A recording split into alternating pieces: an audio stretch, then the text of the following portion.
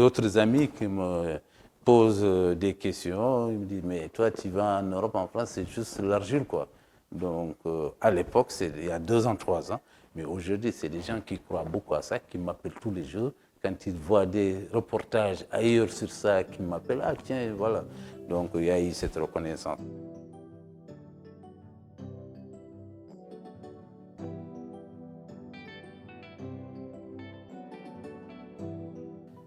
Abidem a été créé officiellement, d'une manière officielle, en 2013, sur le plan administratif, mais opérationnel en 2017. Mais l'idée remonte très longtemps, depuis 1994. C'est une vieille idée qui m'a poussé à aller à l'étranger, se perfectionner, notamment des séjours en France, au Maroc en France, à l'Université de Havre, à l'UT de Caen, beaucoup plus dans le domaine du génie civil et de thermique des bâtiments. Après 17 ans d'expérience en Europe, je suis revenu depuis 2016, 16-17 en Mauritanie pour lancer Abidem. Abidem, Habitat et Développement, mais quelque part aussi, ça reprend le prénom de mon épouse, quoi. Voilà. C'est une entreprise qui opère beaucoup plus dans les matériaux locaux, notamment beaucoup plus de l'argile et du TIFA, qui commence à faire son chemin. C'est une petite PME qui grandit dans tous les sens, dans le perfectionnement de la qualité du produit. Et aujourd'hui, nous sommes quand même reconnus en Mauritanie et je dirais même dans la sous-région, une entreprise qui évolue dans ce sens. D'abord le TIFA. Le TIFA, pourquoi on a choisi le TIFA? C'est pour répondre à 3 choses. D'abord, améliorer les conforts des bâtiments.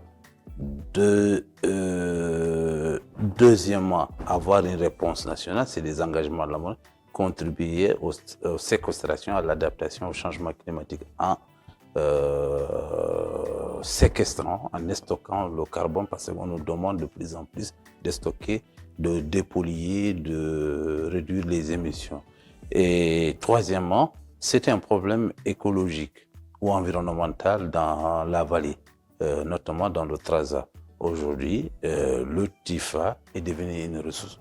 Je remercie au passage le ministère de l'Environnement mauritanien qui a beaucoup cru, qui a beaucoup accompagné et aujourd'hui qui reconnaît que cette plante est une ressource à valoriser, notamment en matériaux de construction et d'autres usages. Le processus, ce que nous faisons, nous collectons le TIFA et nous passons par ce qu'on appelle la première transformation, on collecte, on coupe, on sèche, ensuite on l'utilise par la transformation, tout un système de broyage, de tamisage et de calibrage et même de formulation. Et là aussi, je remercie de passage dans ce travail que nous faisons avec la faculté des sciences et techniques de Nouakchott, avec qui nous qu'on collabore depuis longtemps.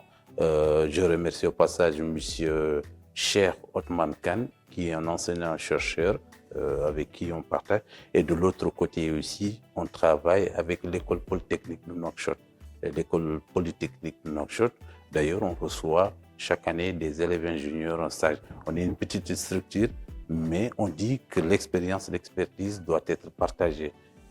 Cette année, j'ai 8 élèves ingénieurs stagiaires qui sont avec nous, venant de l'école polytechnique de Nouakchott, qui travaillent, qui se perfectionnent parce qu'il faut anticiper des choses. Il faut avoir ces produits, il faut construire des bâtiments, mais il faut avoir des gens capables de porter, de piloter ces projets. Avoir des ouvriers, des techniciens, des ingénieurs dans ce domaine.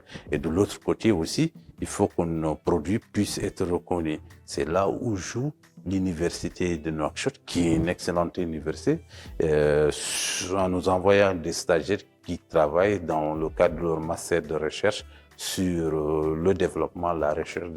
Et c'est pourquoi je parle de ça, c'est qu'aujourd'hui, il ne faut pas qu'on se leurre.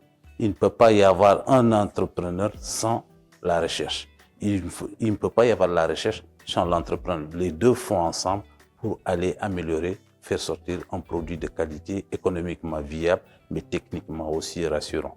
Voilà le process que nous faisons. Enfin, l'entrepreneur a toujours des défis à relever. Le quotidien, se réveiller, aller se faire comprendre. Surtout, on est dans ce domaine, dans ce secteur qui n'est pas encore connu, mais que je commence à comprendre qu'en Mauritanie, on est beaucoup encore en avance par rapport à nos voisins. Je le dis parce que je suis avec une autre casquette juste à côté au Sénégal. Ce qu'on a fait, c'est petit, mais c'est énorme qu'on a eu l'opportunité de le faire à travers les petits ouvrages qu'on a réalisés. Donc, d'abord, le grand défi, c'était de faire accepter ces types modèles de construction par rapport à ce qui existe.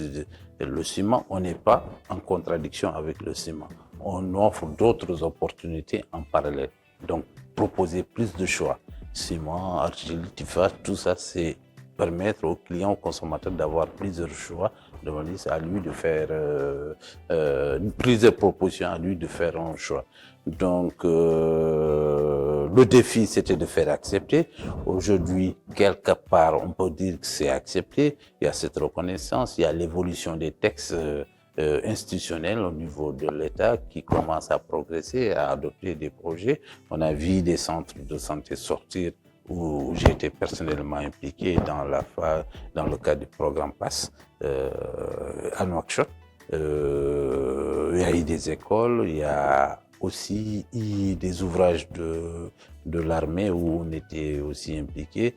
Donc tout ça là, ça a permis quelque part de relever le défi. Et autre défi, c'était les premiers à convaincre mon entourage proche, ma famille à mon retour de l'Europe, de la France notamment, on prenait comme, on prenait un peu bizarre revenir, aller sur ces matériaux, alors que tout le monde va sur le béton, ça permet rapidement de gagner des sous. Donc, quelque part, on m'a pas cru. On m'a pas cru, je commencerai par mon grand frère, que je salue de passage, il va se reconnaître. Lui, il se posait trop de questions, aller sur l'argile, autant rester au village, à Djowol, rester à Djowol, coucher, on a beaucoup d'argile, ça allait se faire. D'autres amis qui me posent des questions, ils me disent, mais toi, tu vas en Europe, en France, c'est juste l'argile, quoi. Donc, à l'époque, c'est il y a 2 ans, 3 ans, mais aujourd'hui, c'est des gens qui croient beaucoup à ça, qui m'appellent tous les jours. Quand ils voient des reportages ailleurs sur ça, qui m'appellent, ah tiens, voilà. Donc, il y a eu cette reconnaissance. Maintenant, le grand défi aussi, c'est l'accompagnement. On ne peut pas développer quelque chose, la recherche, l'entrepreneuriat et avoir grandi l'entreprise sans qu'il y ait de l'accompagnement aussi financier. Il ne faut pas qu'on se leurre. Il y a des investissements à faire. Aujourd'hui, on est obligé d'aller sur l'autofinancement de nos projets. Mais de passage aussi, je salue le fonds d'investissement IPAS, qui a quelque part créé en nous, mis en nous, nous permettant d'aller développer plus de produits qu'on vient de démarrer.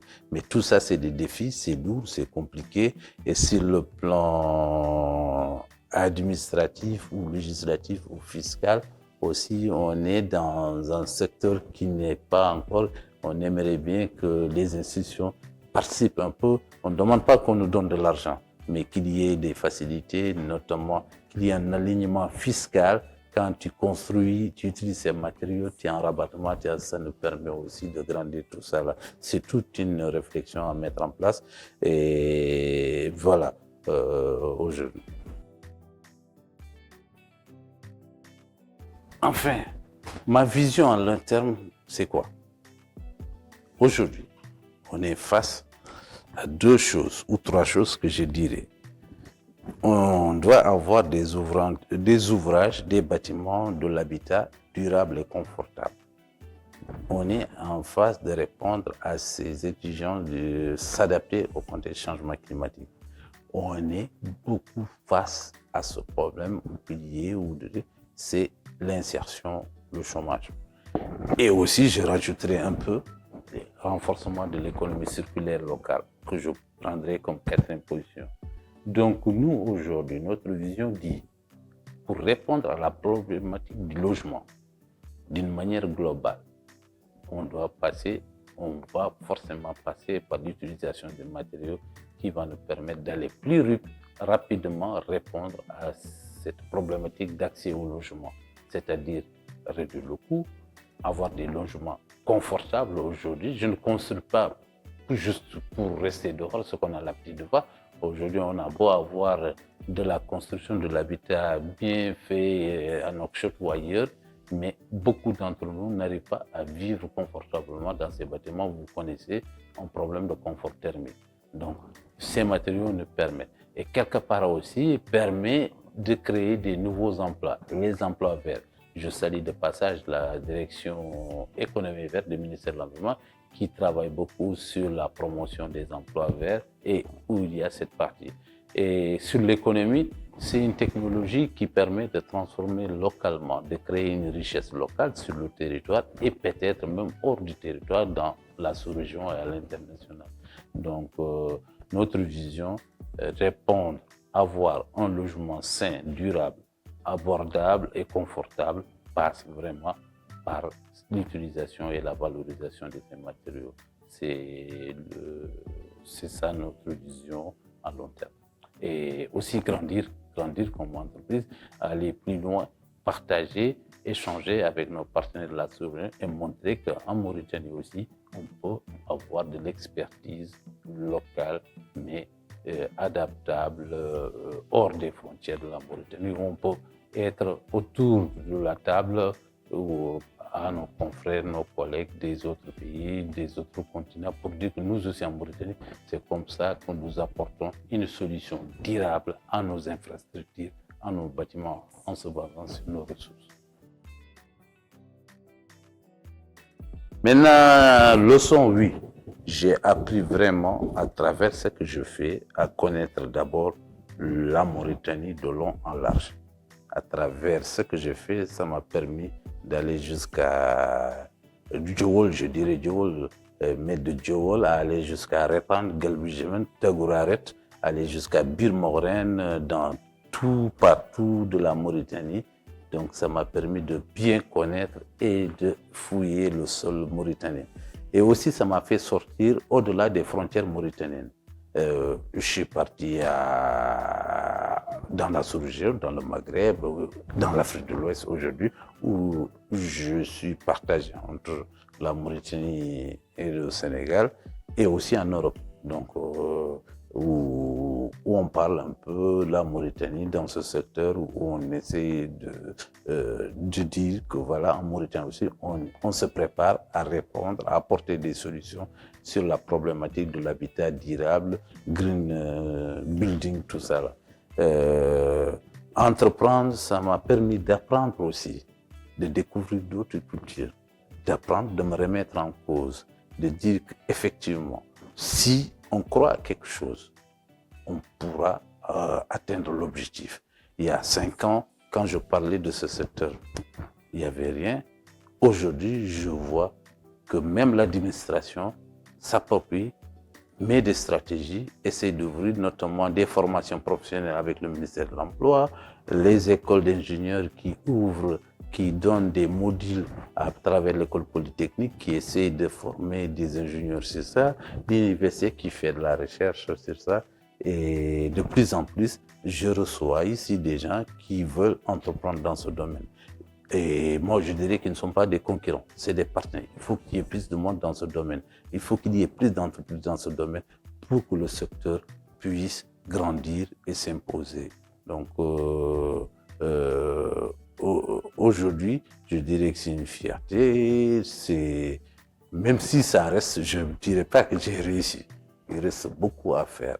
Il y a beaucoup de difficultés aussi à surmonter, mais quand même, je dirais, il y a une satisfaction. Je remercie ma famille, mon épouse, qui continue à me booster dans ça.